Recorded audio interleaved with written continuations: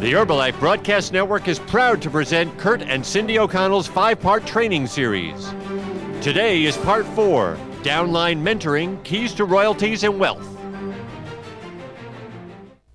Hello everybody, we're Cindy and Kurt O'Connell from Oshkosh, Wisconsin. Hello. And we're here giving you a series of tapes on what it is that we've learned in the last few years that we've been in business in Herbalife. And just to recap a little bit now what we've done, the first tape that we did was business fundamentals. We just went over what it is that we do in this business, where the money comes from, how we earn our money in Herbalife, and looking at some of the things we do, what we all do. We all use the products, we all create personal volume, and we all teach others how to use the products, create personal volume, and how to teach others, etc. And we did talk about the different kinds of groups that we're looking for in Herbalife. We're looking for consumers, people who love our products. We're looking for volume producers, people who love to market our products. And we're all looking for builders, people who want to build those three groups. And then we went into a little bit about your business building, startup stages, what we have to do to get our business off the ground, to open our doors for business, some of the things that we need to be prepared for. And then we just went into the business building stage, the flurry of activity stage in our business, where we're now implementing an action plan based on your goals and dreams for the business, and the different types of things that we need to be doing while we're building our business when we're in that stage.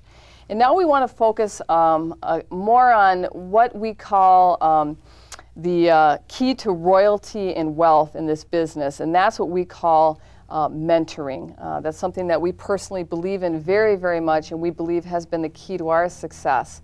And it's something that we really wanted to spend some time on here, because there's a lot of questions we get out in the field of how do you mentor? What do you mean by mentor? What exactly do you do with your distributors when you're mentoring them? And so we wanted to go a little bit on that. And, it's kind of like just to define, what is a mentor?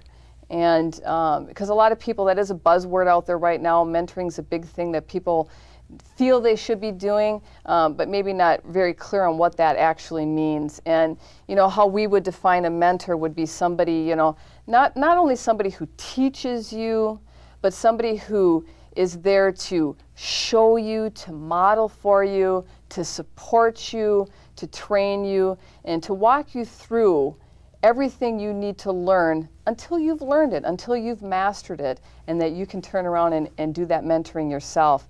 That's something that we've been committed to working with our distributors that we sponsor, and that's something that we've been committing to helping them define that for themselves and understand that for themselves, and to bring that into their groups and their organization, that they become very good mentors and teach that mentoring process as it duplicates down.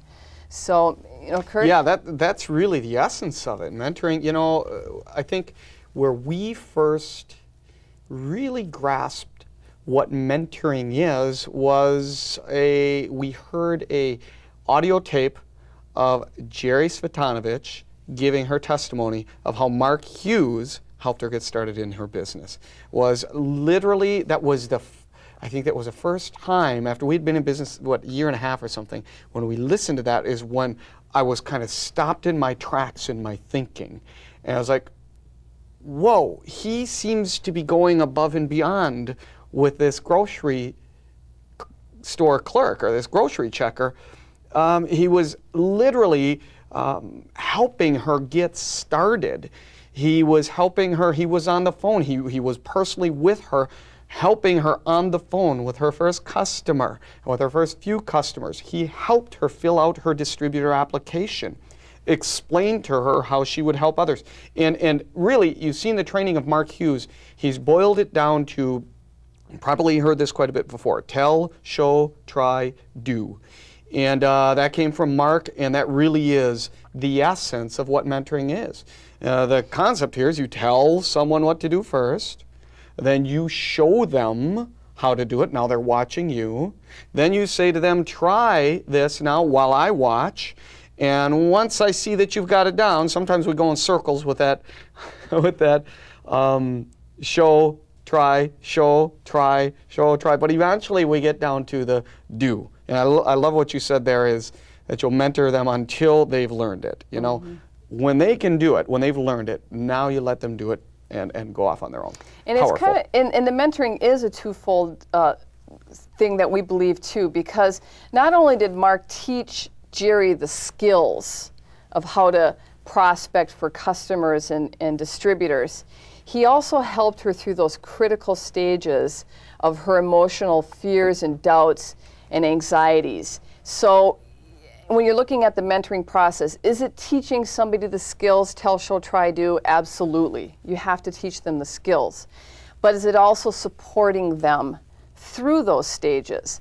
Because I think if you leave one out, you're going to be imbalanced. You know, it's very, very critical to learn the stages. Yes, you need to learn it. But if that's all you do is teach somebody how to do the skills, and you don't help them kind of get through those spots where they're afraid or insecure or unsure or nervous, you might lose them. But if you're somebody who just wants to be there as a shoulder to cry on and say, boy, you can tell me, you know, you can come and cry on my shoulder, but you never show them the skills on how to do the business and how to actually prospect and find customers, you're going to lose them too. So both of them are important, and Mark Hughes did that, and that's something that we try to model in our business too. It's teaching the skills and supporting them through those, learning those skills. And maybe a lot of people may not have heard that tape. I don't even know if it's available or where we had it anymore, but there was a part in there where Jerry, after she first got started, came across someone negative in her circle of influence who said, you're not doing that dumb thing, are you? And it just crushed her dream. She got all disappointed. She said she threw the distributor kit under her bed, and she didn't show up for her telephone training appointment with Mark the next day. And she said, I just can't do this. And then Mark called her back. That was a mentor. That was something that really, by seeing that was what taught me that you need to do a little bit more than show someone the business. He called her back and said, Jerry, you know, what happened? We had this appointment. And Jerry said, you know, my friend says that this is a awful thing and I just can't do this. I don't think I can learn this. And Mark talked with her, coached her. And as she puts it, he said, you know, Jerry, you want to be a grocery checker the rest of your life? And he brought her dream back. So it was very important. That's why we help people look at their dream. He brought her right back to her dream of, you want to get out of being a grocery checker.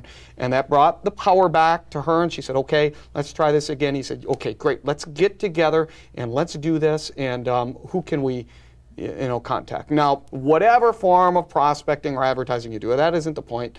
The point is that whatever it is that's working for you and your guys, that you're modeling it. So that's our premise into mentoring.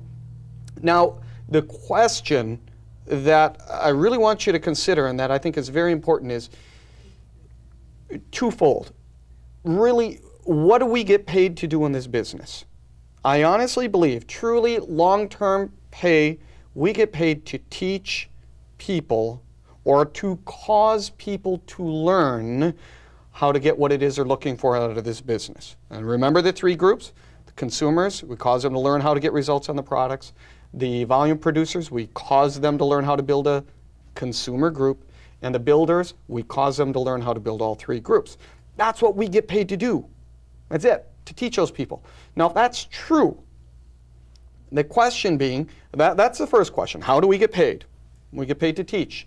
Okay, or what do we get paid to do? We get paid to teach. The second question is, how many people can you effectively support in each of those groups? And I think that's important because a key to the word mentor for us is support. Mark obviously modeled tremendous amount of support in what we saw with Jerry. And if I can't support someone or if I can't commit to supporting someone who wants to join any of these three groups, then I shouldn't invite them into the group. If I can't support someone in getting results on the products, if all I'm going to do is sell them the products, and I'm not going to commit to product follow-up to help them get results when they're discouraged on, whatever, their day one of the program, or if they need encouragement, which customer follow-up involves, or just how to get results on the products. If I'm not going to be there for them, then I don't believe I should sell them the program because I don't get paid to sell products. I get paid to teach them how to get results. See where I'm going? And that's what the mentoring is. Same thing with a volume producer. If someone says, man, I want to just learn how to create this retail income, can I do it? And I say, yeah, you can do it. Come sign on the dotted line. But if I'm not willing to at least support them in how to get taught in that. Again, you don't have to be an expert. Show them to get to a success training seminar. Show them how to do what you did to get your customer. That's all. If I'm not willing to do that, then I don't believe I should sponsor them into that. And when it comes to supervisors either. Now, joining my builder group, I don't believe I should sponsor someone who's looking for a career level income who would need to build these 3 groups to do it. I don't believe I should sponsor them if I'm not willing to do my best to lead them into what they need to get there. And that's something we really adopted after a couple of years in business of doing what we called, maybe unknowingly doing what some people call mudslinging. You know what mudslinging is? Mudslinging is, we were doing it without really knowing back then to some degree. Mudslinging is, the concept is you take a spoon and you scoop up mud and you fling it against the wall, and whatever sticks, and whatever falls off the wall, well, I guess that wasn't meant to stick, right? That's a concept where some people think that's the way to go. Recruit as many as I possibly can. Recruit. Get as many customers, as many volume producers, as many builders with no regard as to whether or not I can support them. I can't do business that way. I don't know how to succeed in business that way because I can't effectively teach that many people. In fact, I was having a conversation with Billy this afternoon, and he was telling me of a conversation he had with Mark Hughes a ways back, where Mark was talking about, the 10-10-10, how it takes about 10 people to find 2 that really want to do it. And he was talking about how Mark was always looking for the 2. Mark was always looking for the 2. He was saying in his numbers, it looked like when I sponsored 10 people, it seemed like they wanted to join one of these groups at some level, but only 2 really wanted to do it big. So he would work with all 10 and work with them with what they wanted to learn. Some would become consumers. Some would become volume producers. And he found approximately 2 out of 10 would be those who wanted to really learn this business big. And that's then, he taught them all what they needed to know. But those 2 were kind of the limit as far as what he said he could personally sponsor a month or mentor per month, which is pretty phenomenal because that's kind of what our numbers have been. And when we talk about how it would be hard for us to teach you or really anybody in our group how to do what we call the mudslinging approach, because really we did do that.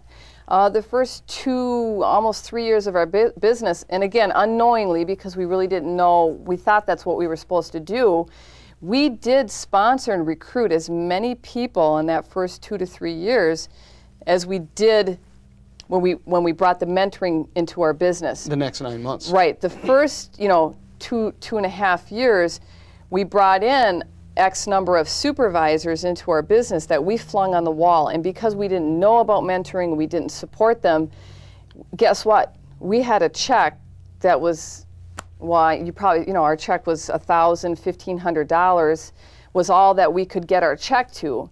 And then we took that same number of people that we sponsored when we figured out that mentoring was what we needed to do. So we lost all that first group of people, all except one. One stuck to the wall. Stuck on the wall. To the wall. The rest and of the mud you know who you are too. You're probably watching. The rest of the mud slid off. But took that same number of people and we started to mentor, and look at where our business is now. Again, over $1 million last year, and our check is growing still. And so the thing about it is we took the energy that we spent flinging mud, because it takes a lot of energy and time and effort to fling mud. It does. But we put that energy into mentoring people, and in just a short period of time, the results have multiplied so many times over. And what's harder? What takes more time? I think it takes more time, and it's harder to fling mud than it is to mentor a person. So some people think, it's all numbers. You just have to do as many numbers as you possibly can. And I guess we apologize if we're ruffling any feathers out there, but we just feel that numbers in a responsible manner where you can actually handle the numbers Because we have people today who want to join our business that we can't handle. We know that personally, even though, yeah, it'd be great to get another supervisor, we personally can't handle, we can only handle so many at a time. And we have to refer those people out because we'll can't refer handle them to someone who can handle them. Because we can. It's only a couple. I mean, we've had a handful, 2 or 3 just lately. But see, that's important. Now, there's the key in that. I love the example there. Our first 2 years, same number of people, our royalties made it to 1,500? 1,500, around 1,500 royalties after 2 years worth of recruiting and stuff, okay? Then we come up the same number of people that we now decided to mentor, and our royalties have gone explosive, okay? Explosive. Explosive, okay? More than 40 times that. So here's the deal. The key to royalty growth and royalty income, in our experience, is mentoring. All right? So if you really want to increase your royalties and stable royalties that are going to be there and they're going to grow and continue to grow, it's going to be through mentoring. Now, let me just give you a little bit of example. Some of you have got teams that you built and you're kind of trying to figure out, okay, how many did those guys mentor? Are they mentoring, 50, 100? No, honestly, guys, we're not. We're personally, as far as the builder group, our builder group that we are mentoring is less than 15. Is less than 15 personally. Now, I'm not telling you how many you should have that you should be mentoring. I mean, we're mentoring actually, I don't know, somewhere around 8 or 9 to tab team. Now, you might, the reason I'm telling you that is to give you a little bit of a perspective on what we mean. That has turned into huge royalty growth for us, mentoring a handful of people who can mentor a handful of people who can mentor a handful of people, because the power is in duplication. We found much more than numbers. You know why? Because if you look at the numbers in my organization now, the numbers of people consuming products and building these 3 groups are so much bigger because of mentoring, so much higher numbers than we possibly could have sponsored alone. I could have sponsored hundreds of supervisors. Between us, we could have sponsored hundreds and hundreds of supervisors, and we still wouldn't reach the numbers that our group has sponsored through mentoring and the power of duplication. Work it out on paper sometime, it'll blow you away. So, here's the big question. How many people can you effectively support in these 3 groups on a regular basis joining? That's the magic number that you should then target and then work with. It'll develop powerfully for you. So let's go through some of the keys we've found to really what mentoring is all about. First thing I'd want to do is say, take a duplication checkup on your business and how you're doing your business. What I mean by that is, are you duplicating, doing your best to duplicate what your upline does, if it's available? If it is, that's the best thing to do. Duplicate that and teach it down. The more of you that do it, the better you have the powers of the duplication. And then downline, what I'm talking about there actually is standardization. There you're standardizing where we all do things in the same way. I'm not talking about cloning here. We're not talking about, what we're saying is the methods that we know how to support is what we'll teach people to do. Okay? So if I'm going to tell someone to go and do, say, the button, then I better learn how to effectively do the button so that I can support them in it. And now we're all going to, in our organization, learn how to do the button. I mean, that's important. You see where I'm going there? So standardization. Standardization enhances duplication tremendously. Because now there's no deviations between, so-and-so does it this way and so-and-so does it that way, and I'm not sure. There's power in the numbers, all training similar things. Another thing I would look at is if you are following the methods that your upline uses and you're doing them in very similar fashion, great. If you're not, great. But then there should be either way, some form of documentation of your methods may help. They help us with mentoring.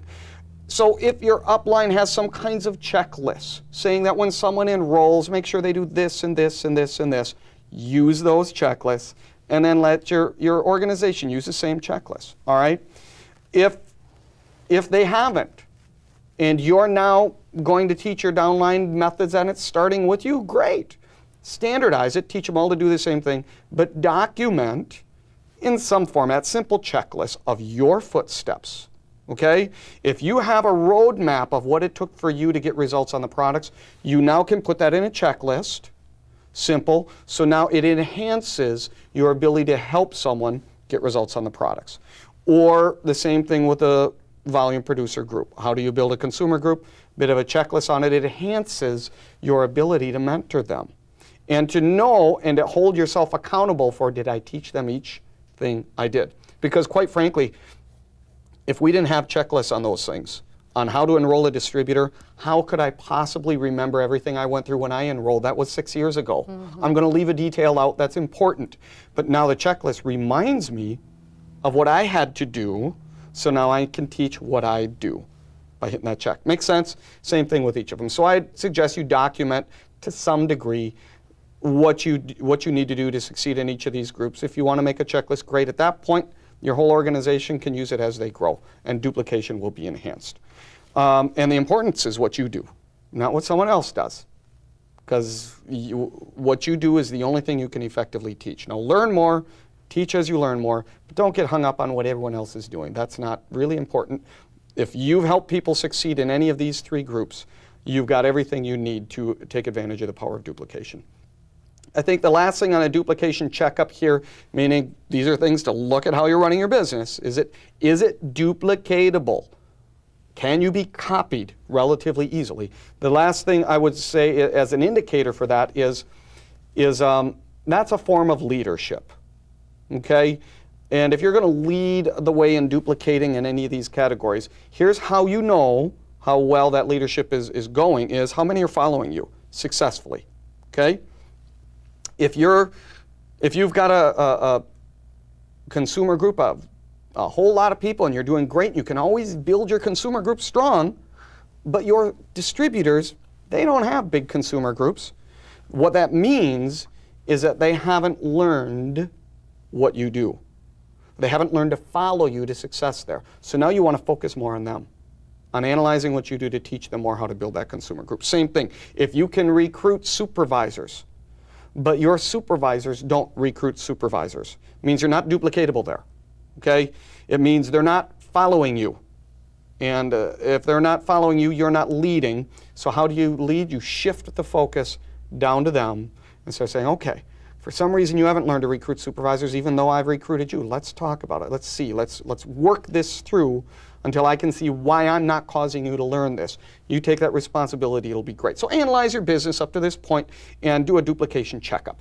I think that's an excellent point, because a lot of people out there in the field will say to us, I can't get anybody to do this, or what's wrong with my group? Nobody will do this or that or the other thing. And that's where the focus is not so, the focus is not so much on what you're doing, you're focusing on what they're doing.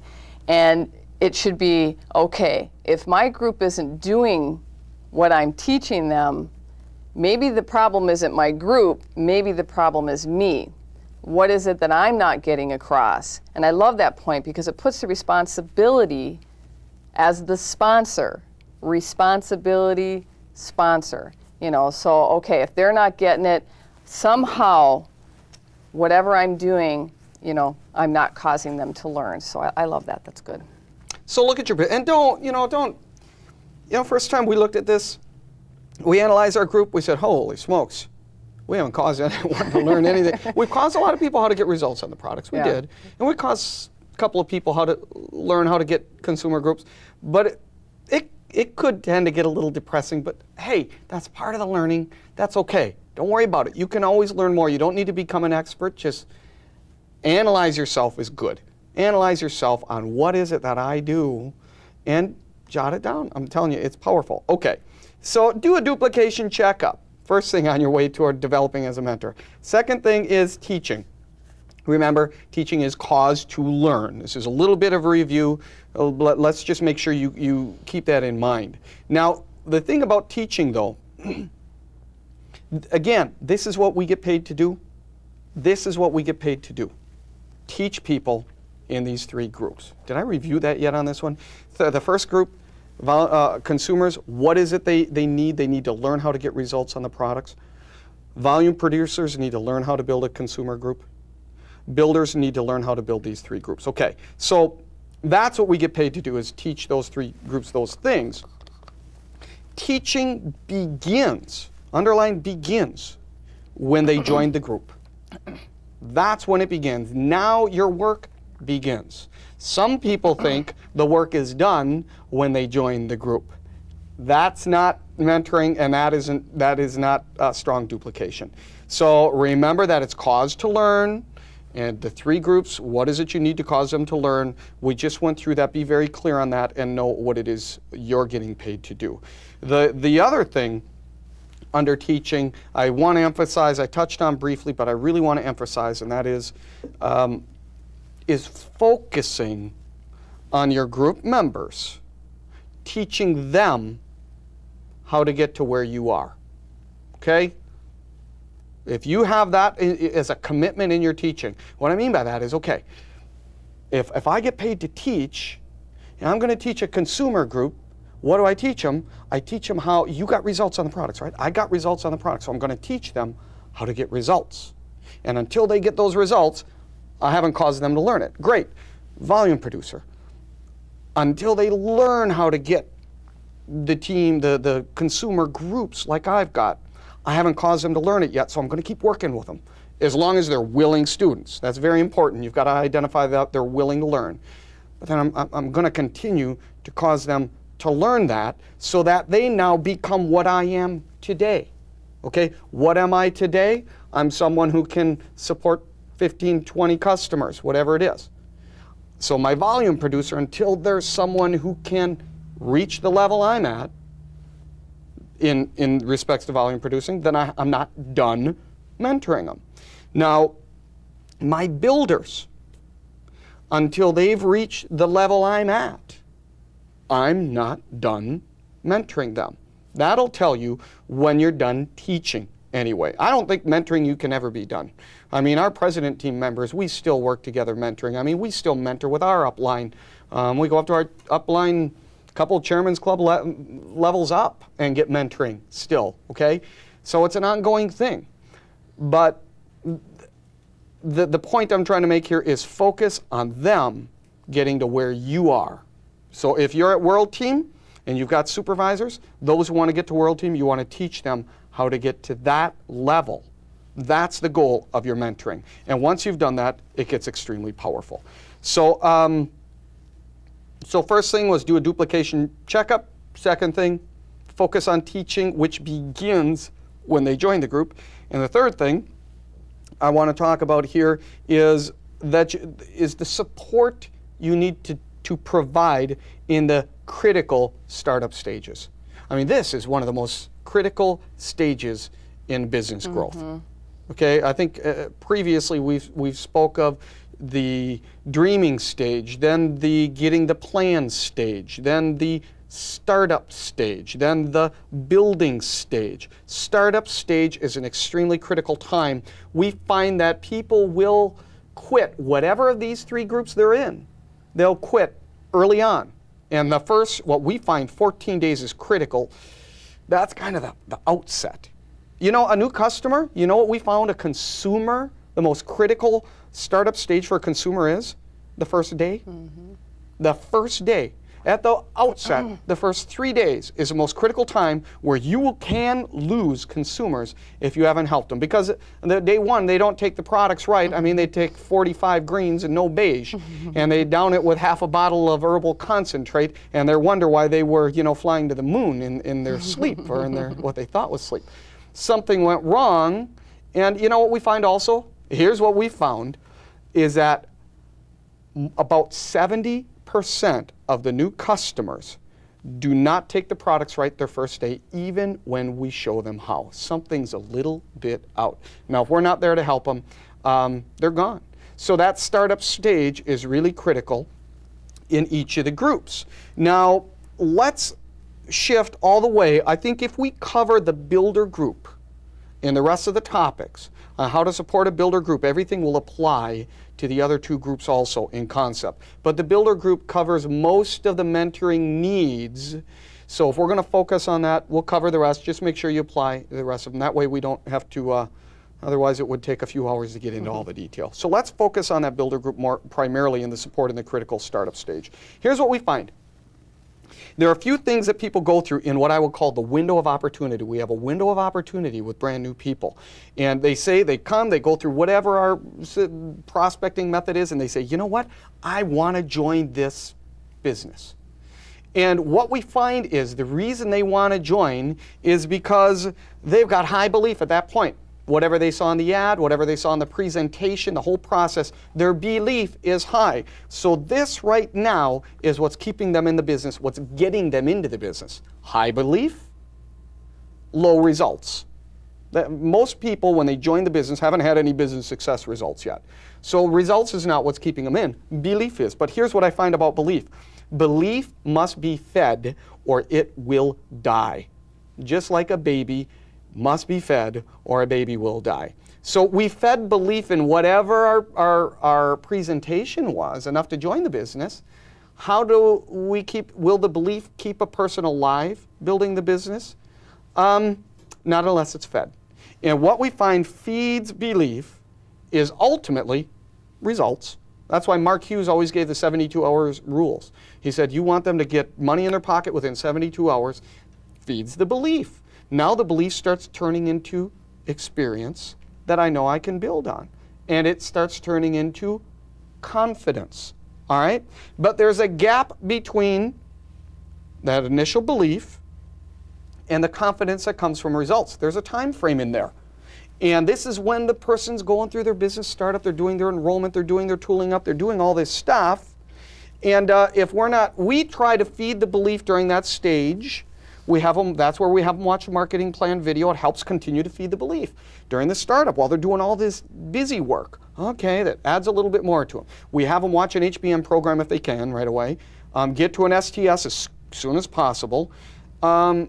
We also have them watch the product video while they're during these busy startup stages.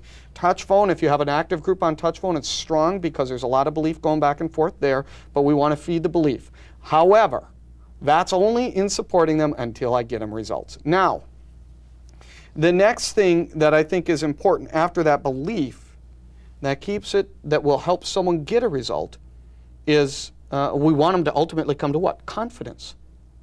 If that belief turns into confidence, they can have anyone join any team they want. But right now, I find a brand new person, after they're going through these critical few weeks or a few days starting up, the belief, it's common for it to start going down a little bit. I don't know, remember, I woke up. I remember, we actually bought a supervisor order a little bit into our business, and I remember the middle of the night, like waking up with cold sweat, saying, what did I get myself into? You know, normal. I was nervous. I'm thinking, gee, can I learn this thing? So my belief was strong before, now it's starting to falter a little. Normal for that to happen. So here's what mentoring can do to support that. I'm someone who has confidence that I can get a customer because I've done it. My new distributor doesn't. So when I get them through to the point where I help them get their advertising going and everything, when their very first prospect calls, I want to be on the phone talking to their prospect, with them listening. Why? Because my confidence is so strong in these products that I'm going to have that they're going to find a consumer. That person, there's a good chance they're going to join. What happens the instant they get a consumer? Their confidence goes skyrocket. So now I've fed the belief, turned it into concept. You see where I'm going here? That's brilliant. That's what Mark Hughes did with Jerry Svetanovich. Was powerful. So we've carried that through to our builders. People start advertising for someone to join the business, feeding the belief, okay, but I know it's going to die if I don't get them results quick, and that the results will be based on my confidence on the phone will sponsor their person, or my confidence when I give the presentation. So whatever your presentation method is, when you sponsor someone who's gone to the point where their advertising is now getting someone, prospects looking at the business, you do the presentation with your person, with your the guy who did the advertising, who's learning this, watching or listening and learning. And this is the tell, show, try, do. You do that presentation, model it for them so their belief will grow. And then as soon as you've sponsored someone for them, it's powerful. Now, Well, you did a great presentation on that Tell, Show, Try, Do when we were in Paris, actually a year ago. And you did an example of driving a car. And that was such a great example of the concepts of Tell, Show, Try, Do. You want to just share that again? Okay, sure. We'll go on. That's a good one. And we do this actually through three-way phone calls is how we do it. We'll do it with each of our guys. We'll help them sponsor their first. We don't do the advertising for them. We teach them how to advertise, and then they bring them in. We sponsor their first couple while they're learning. This is Tell, Show, Try, Do. And here's how it works. We liken it to, here's how to do this wrong. Here's how to not mentor. Here's what we used to do, that mud flinging we were talking about. Imagine Cindy's 15-year-old girl here now, and she wants to learn how to drive a car, okay? And so what I'm going to do is I'm going to teach her. I'm going to be a driving instructor, and because what do I get paid to do? Teach people how to drive cars. So I'm going to teach Cindy how to do it. So here's what I'm going to do. I'm going to pull Cindy into the car, and I get her into the seat, and she gets behind the driving seat, and I give her the keys here, and I say, Cindy, you nervous? Yeah, she's a little bit nervous here, but that's okay, Cindy. You can learn this. Here's the thing. It's not very difficult. Let me just tell you how this works. What you do is you see the ignition here, you put the key in there, and then you're going to turn the key forward, and that'll get the car started. And right here, this is your shifter. You see you have a P is for park, R is for reverse, N is for neutral, D is for drive, and then this L1 and L2, those are low drive and low 2, they're for special driving conditions. Don't worry about that. I'll give that to you later. But now, here's your rear view mirror. Check this one here, and you have one there. Now, there's a blind spot on this side, which means you can't see cars when you're there. And there's a blind spot over here. And now, that's the accelerator, and that's a brake pedal there, by the way, too. The accelerate means you drive with it, and you do that. Now, here's what I want you to do. I want you to reverse away from the garage here, go out of the driveway, drive around the block, and come back, and that'll be your first lesson, okay? But, by the way, I'm a little busy right now. I got a few phone calls I need to take care of. I'll be back in 20 minutes. You go take care of that. And then I leave the car, slam the door, and I leave Cindy to figure out how to drive. Now, you're thinking this is really foolish. You didn't teach her anything. Why would someone do that? What's Cindy going to do? I mean, here's Cindy. She's looking at this, and she's saying, okay, what did he tell me to do? He told me to, I don't know, is P for pull for, I don't remember. D. Okay, D is for drive in reverse, or drive backwards. So she puts it in D, hits the accelerator, and drives forward and smashes into the garage. And she has a bad experience. Well, what is she going to do? Is this girl going to drive? Well, of course not. And that's what we used to do in our business. And I'd wonder why I never heard from Cindy again. Now, what went wrong? Okay? You think she's confident enough to get in that car again and drive again and try it with me again? Of course not. So here's the right way. Here's what mentoring is. What I would do is I'd give Cindy, I'd first show her, okay? You watch me drive. Here, I'm going to drive around the block. Here's the ignition, okay?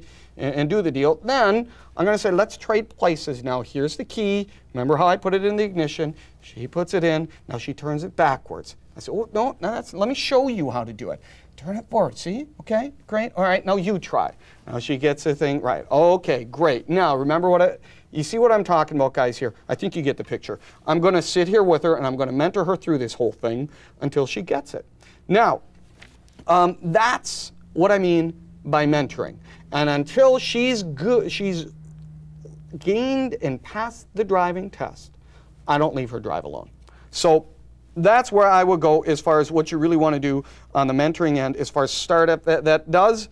And I find those are the critical startup stages is where that happens, but all the way through. We actually bring that through all the way through to business maturity with our guys.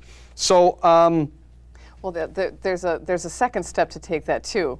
I think in Paris we talked about the Tell, Show, Try, Do, but then we talked about what it would be like if, you said, okay, now guess what? You've learned how to drive, Cindy, and guess what? You have now become a certified special driving instructor. And you know what? I've got 3 students here. They're all waiting for you. All you have to do now is get in there, show them what I showed you how to do, and you know what? You're going to be a driving instructor and you're going to teach people how to drive. But you know what? See you later. I'm going.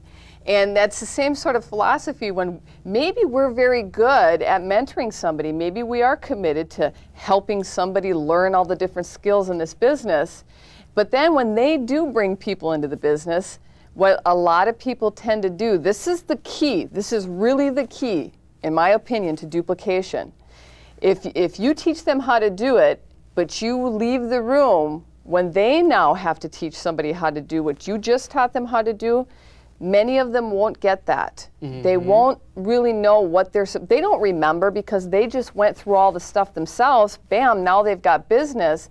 They don't really remember what you taught them, but if you leave them on their own to learn how to teach and mentor their new distributors, they're going to be lost. So we do take that another step forward. So instead of the driving instructor leaving the car saying, here's your 3 students, now go do it, the driving instructor gets back in the car and says, okay, now here's how you teach your student how to drive. Remember when we did this? This is why we did this. This is how we do this. And then that process will duplicate on. If you make the mistake of leaving, if you do go to the lengths where you're actually helping your distributor get started, like we said, but you make the mistake of leaving once they have business, what you will end up with is what we call a linear income. It'll be a business where you've got a bunch of people on your front level creating volume, but the duplication won't happen. Okay? So all the business that you're going to get is going to basically be on that front level because it's not going to duplicate. They're going to bring people in, they're going to create volume, but they're not going to duplicate down. So what'll happen is you'll end up with a linear income, and a linear income is going to get you, at the best, $4,000 or $5,000. You're not going to get much past global expansion team without duplication going down. That's, my opinion. When you have duplication going on, you have linear income, but you have second level income, you have third level income, and blah, blah, blah, it goes down, down, down, down, and then your royalties are going to grow. So, don't just teach somebody how to do it, teach them how to mentor also. That's important, and I would write down a few points on that one, really, because what Cindy's talking about here is one thing for you to become a teacher of these 3 groups, and that you can make a lot of money that way. But if you have a group full of people who also know how to teach, now you can get rich. And so now here's the key. A certain number of one teacher can lead a team of these 3 groups. 10 teachers can lead a team 10 times as many. 200 teachers, 200 times as many. Okay? That's real key. So you don't want to develop just a good student. You want to develop good teachers. So what went wrong with that? What Cindy talked about there was the deceptive stage of, I call it the deceptive stage of, I showed her how to do it, so she'll show her people how to do it. Write this down. Here's a fact. No, she won't. It's a fact. Your people will not teach their people how to do it the way you did unless you model it for them. So that is really powerful. And really, here's how we do that. So I just taught Cindy how to drive. She now gets her first student who wants to drive. I put the student behind the driver's seat and Cindy in the back seat. I say, Cindy, watch me. Watch how I mentor your first student here. So I sit in the instructor seat, and now I teach that person how to drive, and then afterward I talk with Cindy. You see why I did it this way and all that. Then I say, okay, Cindy, now your turn. You sit in the instructor seat. I'm going to sit in the back seat, and I'm going to watch you train the next student until I've seen she's done it. Now she's got it down. Now I can get out of the car and know that she's going to continue to do it. So the key here is look beyond your first level. Yes, because not only have I learned the skill of creating personal volume, I've also learned the skill of teaching others how to use the products, create personal volume, and teaching others. You're only teaching them one skill if you teach them how to create business, but you have to teach that second skill of teaching. And again, don't assume it's going to happen naturally because they don't remember. They were going through a flurry of activity when they joined. They don't remember everything that you taught them. So you think, well, geez, they went through all the steps. They know the steps. No, they don't. They don't really remember. So that's why you have to bring them through that stage. Well, let's go to the final point we want to talk about on downline mentoring here, and that is why people quit and how to prevent it. This comes up sometimes, you know, oh, gee, they quit. I guess they just weren't a willing student. Or they quit, I guess, you know, just not meant for this business. Or they weren't serious. Or why do people quit? We've kind of boiled it down to one main reason why people quit. People quit because they don't get what they want. Does that make sense? Mm-hmm. What does a consumer want? Consumer wants results on the products. Why would they quit? Well, they didn't get results. Same thing for each of those three groups. So you need to look at what they want. Now, I have to ask the next question. Why don't they get what they want? That makes me now accountable for a couple of things. And I find there are two reasons why people don't get what they want in one of these three groups. Number one, because what they want is unrealistic. Maybe you've got a consumer who says, I want to lose, 30 pounds overnight. And it didn't work. I didn't lose 30 pounds overnight. Well, they didn't get what they want because it wasn't realistic. That's unrealistic. So before they join my consumer group, I want to talk about what is realistic and help them understand, well, I can't teach you how to lose 30 pounds overnight, but if you focus, you're going to lose it faster this way than any other way. Maybe these are some bulk. You see what I'm saying? I want to help them get a realistic expectation. Same thing with the business. Someone says, well, gee, I signed on the dotted line. I want to be making $100,000 in 6 months. No, that's not realistic. Please don't sign yet. Let's talk about that. Or, that's one thing. Let's get realistic. Make sure they understand before they join any of your groups what a realistic expectation is for how many hours they want to put in, for how much time they want to focus on the business, all that. Then, so that's one reason they don't get what they want, because either it's unrealistic, and the solution to that is before enrollment in any of the three groups, make sure you help them as clearly see what is realistic for what they're willing to do. Some will say, then I don't want to join. Perfect. Okay? Now you don't have someone who quits. If they don't want to join because they wanted something unrealistic, I always back it down, though, all the way down to let's at least start on using the products. I try to start, if they start from the big builder group and it's not realistic, I try to say, well, how about then this is what's realistic in a volume producer group, and they say, I don't want to do all that, then this is what's realistic as a consumer. Great, that's where I try to go. The second reason people quit is because the training environment, if what they wanted is realistic, then they quit because somehow the whole business environment for them, training environment, support structure, was not conducive to their growing. And that's this whole mentoring thing I'm talking about. So if I've got someone who's a willing student, whose expectations are realistic, I want to make sure I'm putting a whole training and support environment around them that is conducive to growth. Yeah, I think the saddest day in this business, the saddest times that ever come for me in this business is when somebody quits. It's always very, very sad for me because, I think this is the best business in the world. It's the best opportunity in the world. It really is. It's the greatest opportunity for any person, any circumstance. I believe that firmly with my whole heart. I don't care what the circumstance is. I know that if a person continues to build their business, they will become successful to whatever degree they want. So when somebody says to me that they're quitting, it's so sad because, again, we talked about this business being a business of emotions. Now, Kurt and I were successful in this business. I mean, anybody out there would be shocked if we quit this business. They'd be going, what's wrong with Kurt and Cindy? Are they nuts? I mean, they have it all. They've got the success, the president's team, all that stuff. Why would they quit? Well, we're not going to quit because, it would be foolish to do that. But in the beginning, before we had all those successes and everything, we weren't as confident and we could have quit.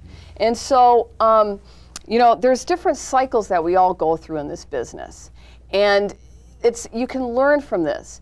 When a person joins the business, they're excited. I mean, have you ever, everybody you sign up in this business, do they sign up saying, I have a horrible life and I want to have a horrible life and that's why I joined this business?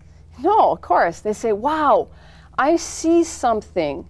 You're telling me something that I see that I like. And you know what? I think I can do it too. So you know what I'm going to do? I'm going to sign on the bottom line. I mean, when people sign on the bottom line, are they signing on the bottom line because they want to be a failure and quit? No, they sign on the bottom line because they want to be a success and they see something in this opportunity that's in their future. So remember that when somebody comes into this business, they have hope, they have a dream, they're excited, okay? So, that's how almost everybody starts this business, excited. But then, and then they get into that flurry of activity of setting up their business and they're kind of excited and all that stuff and things are going and everything.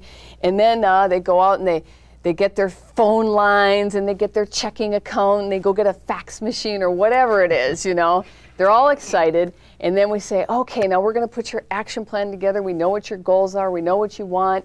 Let's get your action plan down. We get their action plan going and they implement their action plan and then boom. One of the very first obstacles they're going to get is, what happens? The phone rings. They have business. So what happens typically is then, most people move into a fear factor. Oh my gosh, my phone is ringing. What am I going to do? What am I going to say? And that's where we talk about holding that hand, supporting them through that. And then they're excited, they're excited again. They got over the fear. They're ready to go. They got a result. Nobody died. So, they didn't fall over from a heart attack because they were so scared, and panicked. But, they got through it. And you as a mentor helped them through that. And they go through that and they're excited. And then they'll go and they'll put more action and more activity into their business. And, this is usually about the first 30 days of the business, and things are going. And then what happens is you put another 30 days of activity into your business. Now you're about 60 days into your business and you've been, doing this action plan, you're getting customers, you're getting people who are looking at your business. Most people are working a full-time job at the same time and have families. And pretty soon, after about 60 days into the business, that's a critical stage. And now for you who are going through that, or for you who are mentors, remember this. What we see typically is about 60 days into the business where people will tend to drop out because we're in a microwave society. We want that, result after 60 days. After 60 days is when people will decide, I've been doing this now for 60 days. Reality is kind of like building that house we talked about earlier. We're in that stage now where there's all this activity going on, but I don't really see the result. And then they have to make a decision. Do I want to keep doing this? And a lot of people will drop out at that stage. They can't wait to move in, and they stop right then and there. And again, that's a sad day in the business for me. But we as mentors, we can help them through that stage by helping them understand the realities of this business, encouraging them on what it is that they've built this far, what it is that they're building, what their future is going to look like. That's so important. It's very, very important. A lot of people will just let people quit and say, well, I guess they weren't serious, But we believe that it's really important to encourage those people through that stage because you can get them through that stage. And there will be other stages along the line like that, maybe 6 months into the business building, and they're still in that flurry of activity and they haven't gotten the result. They may need to get that second wind again too, where you need to encourage them through that. And we, there's so many inspirational things out there. And, how do you get through it? I find inspiration is the most important thing. Encouragement, inspiration, and, kind of being that cheerleader. Come on, I've done it, you can do it. But I like to listen to music. I like to watch movies. Rocky 3 is one of my favorite movies. I mean, when you look at that, where Rocky was ready to quit because he got beaten up and Karate Kid too. And Karate Kid, but I love that Rocky movie where he's, he was ready to quit because he'd been, beaten up and he didn't think he was going to make it anymore. And he told his wife, he said, I'm going to quit, and she said, quit if you want to quit. But if you're quitting because you're too afraid to face whatever it is, then you're never going to be able to live with yourself. So you need to face it and decide. And what did he do? He came back champion, beat the guy up, he's the champion again. So, look for inspirational things like that, things that are going to say to you, it's hard, but we can do it. Keep doing, keep your eyes focused on where you're going, and you can get through those times. And remember that mentor, don't be afraid to reach in or reach down and talk to them and help them through those times. Because if you can get your guys through those critical first stages, those tough stages when we're all building this business and we're not president's team yet, if you can keep them on the course and keep them going and encourage them, you know, it'll be just the world. It's going to be incredible for them. It's going to be incredible for you. So don't be afraid of that and hang in there. And if you're listening to this, whatever you do, don't quit. I mean, this is the greatest business in the world. And one last point I've got to make on that is, don't be afraid of that word that people quit. People quit everything, or people feel like quitting everything in life. It's totally normal for people to feel like quitting. Totally normal. So it doesn't mean it's a bad thing. It means to get into it. People quit high school, people quit jobs, people quit, everything. So it's a normal emotion to go through. I feel like quitting things all the time. People quit marriages. I mean, that's not abnormal. Don't be afraid of it. Help and support them through it. Know it's a normal thing to go through, and you'll be amazed. That's what we mean by the support structure to go through. So a lot. With that, a lot involved in mentoring. It's one thing, don't be afraid of. Practice it and get better at it as you go. Key to royalty growth. And We're out of hope time. you guys could absorb all that. Thank you very much. It's been great spending the time with you.